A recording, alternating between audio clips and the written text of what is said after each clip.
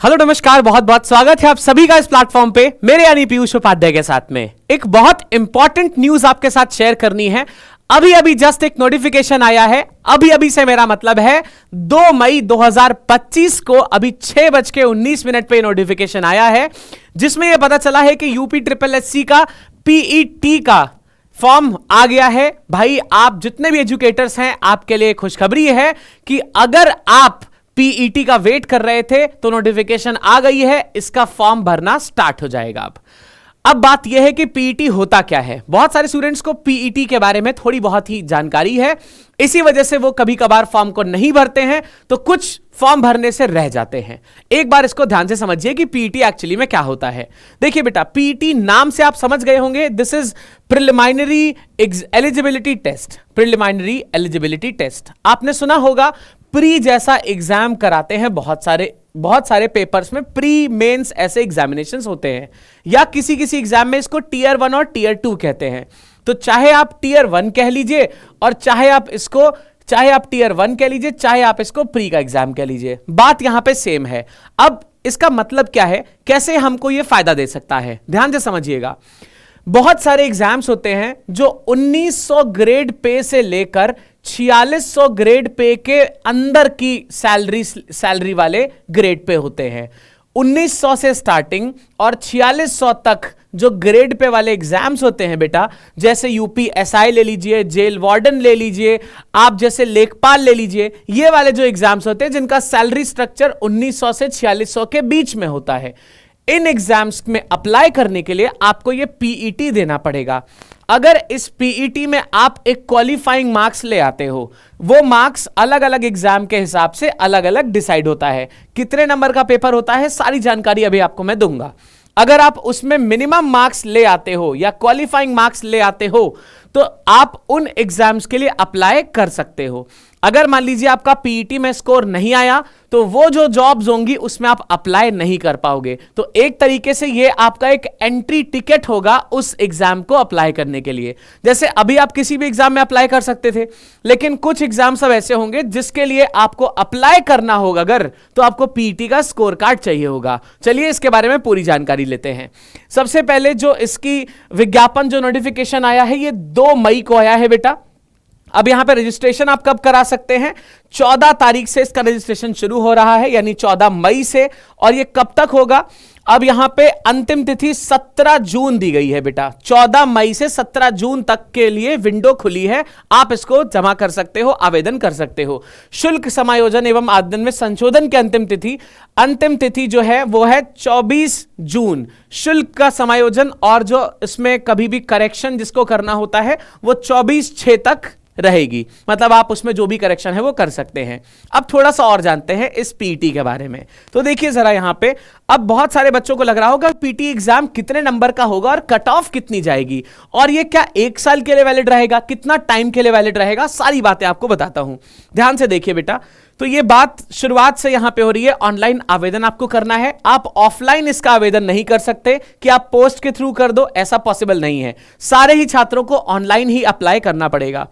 फिर यहां पे बात करी जाए कि एक्सक्यूज मी, अब यहां पे जितने भी पद हैं जिनकी ग्रेड पे क्या होने वाली है, 1900 से 4600 के बीच में जिनका ग्रेड पे होगा, उनके एप्लीकेशन के लिए आपको ये पीईटी टेस्ट देना अनिवार्य हो जाएगा। यानी कि पीईटी में अगर आप क्वालिफाई होंगे तभी आपको वो वाले पेपर देने का मतलब पॉसिबल रहेगा। अब जब आप आवेदन करेंगे तो कौन से डॉक्यूमेंट्स आपको चाहिए होंगे बेटा, आपको कैंडिडेट का रजिस्ट्रेशन, जो भी आप हैं, आवेदन पत्र भरने की प्रक्रिया को निम्नलिखित 5 भागों में विभाजित किया गया है। पहले आप अपना रजिस्ट्रेशन करेंगे, उसके बाद में फोटो और साइन को अपलोड करेंगे, अपलोडिंग फोटो एंड सिग्नेचर। फिर थर्ड पार्ट में फॉर्म के शेष विवरण का भरा जाना, बाकी जितना भी फॉर्म होता है, परमानेंट एड्रेस, रेजिडेंशियल एड्रेस, बाकी जितनी भी चीजें होती हैं, क्वालिफिकेशन एंड ऑल, ये फिर उसके बाद की चीज है।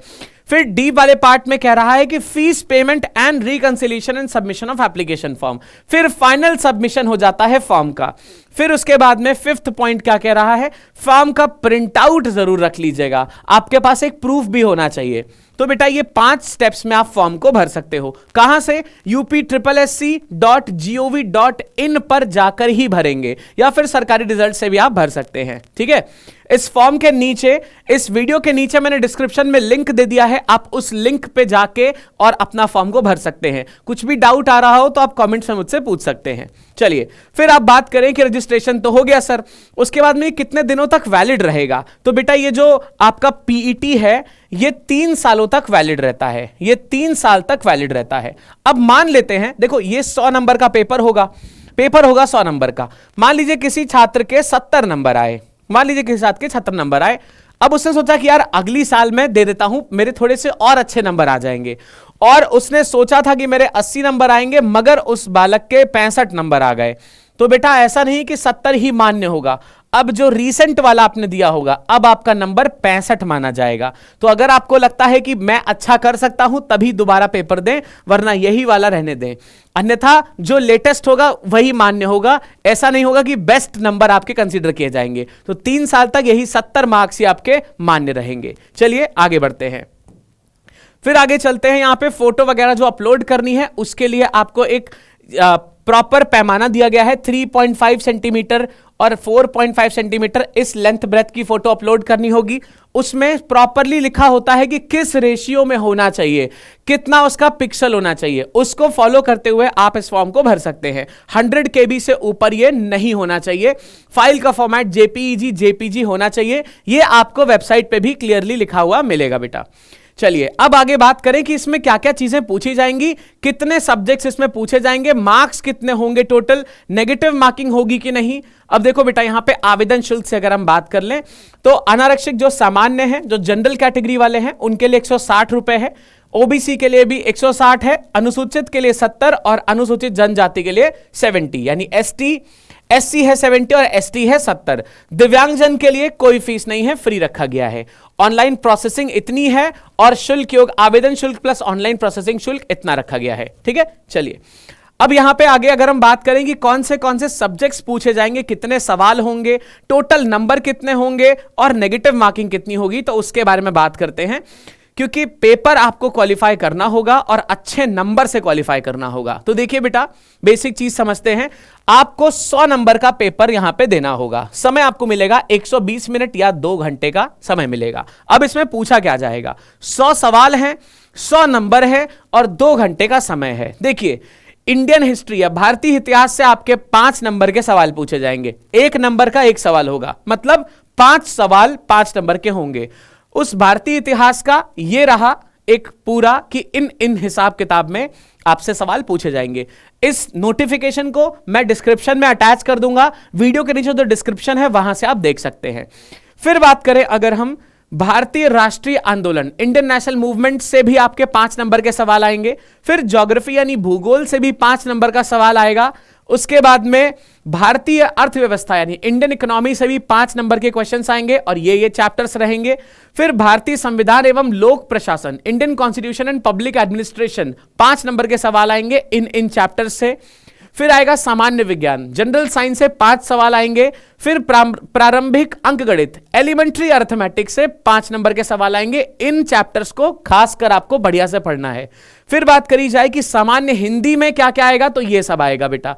इतने चैप्टर से आपको पढ़ना होगा, 5 सवाल आपसे पूछे जाएंगे। फिर सामान्य अंग्रेजी, जनरल इंग्लिश से 5 सवाल आएंगे, आपको ये दोनों चैप्टर्स पढ़ना होगा। इंग्लिश ग्रामर पढ़ना होगा, अपठित गद्यांश पर आधारित पत्र यानी रीडिंग कॉम्प्रिहेंशन आपको पढ़ना होगा। फिर तर्क एवं तर्क शक्ति, लॉजिक एंड रीजनिंग के भी 5 सवाल आएंगे। अब देखो करंट अफेयर्स पूछा जाएगा 10 नंबर का, ये बहुत इंपॉर्टेंट है। फिर आएगा जनरल अवेयरनेस, ये भी 10 नंबर का पूछा जाएगा। इसमें ये चैप्टर्स आपसे पूछे जाएंगे। तो कुल मिला के यहां पे अभी 70 नंबर हुए। अब देखिए फिर अपठित हिंदी गद्यांश का विवेचन एवं विश्लेषण 2, गद्यांश के 2 पैसेज आएंगे, प्रत्येक 5 प्रश्न का होगा, 10 नंबर का पूछा जाएगा। फिर यहां पे ग्राफ की व्याख्या एवं विश्लेषण 2 ग्राफ आपको दिए जाएंगे, प्रश्न में 5 प्रत्येक में 5 प्रश्न होंगे, 10 नंबर का ये आएगा। फिर तालिका की व्याख्या एवं विश्लेषण, 2 तालिकाएं दी जाएंगी, 2 टेबल्स दी जाएंगी, प्रत्येक में 5 प्रश्न होंगे और 10 नंबर इससे कवर होगा। अब आप समझ गए होंगे कि 100 नंबर के 100 सवाल आपसे पूछे जाएंगे। अगर आपने गलत किया तो आपका 1/4 मार्क्स काट लिया जाएगा, यानी अगर आपने गलत किया तो 1/4 नंबर आपका काटा जाएगा। ये कहीं तो मेंशन था, चलिए आप इसको फिलहाल समझ लीजिए कि अगर आपने गलत किया, ये देखिए लिखा है प्रत्येक गलत उत्तर हेतु 1/4 अंक की कटौती की जाएगी, यानी 0.25 नंबर काटे जाएंगे अगर आपने गलत किया, और अगर आपने सही आंसर किया तो 1 नंबर आपको प्लस में मिलेगा। सो आंसर्स करते टाइम केयरफुल रहे और फॉर्म को विंडो खुलने के करीब करीब में ही भर दे। बहुत दिनों का इंतजार मत करने, वरना सर्वर की दिक्कत बहुत ज्यादा देखने को मिलती है, क्योंकि बहुत मास में फॉर्म्स भरने वाले हैं। तो जितना जल्दी आप भरेंगे उतना अच्छा रहेगा। नोटिफिकेशन के लिए और अप्लाई करने के लिंक के लिए आप डिस्क्रिप्शन को जरूर चेक करिए। ऐसी वीडियोस में मिलते रहेंगे, चैनल को सब्सक्राइब जरूर करिएगा, वरना ऐसी इंपॉर्टेंट इंफॉर्मेशन आपसे मिस हो जाएंगी। All the best, thank you.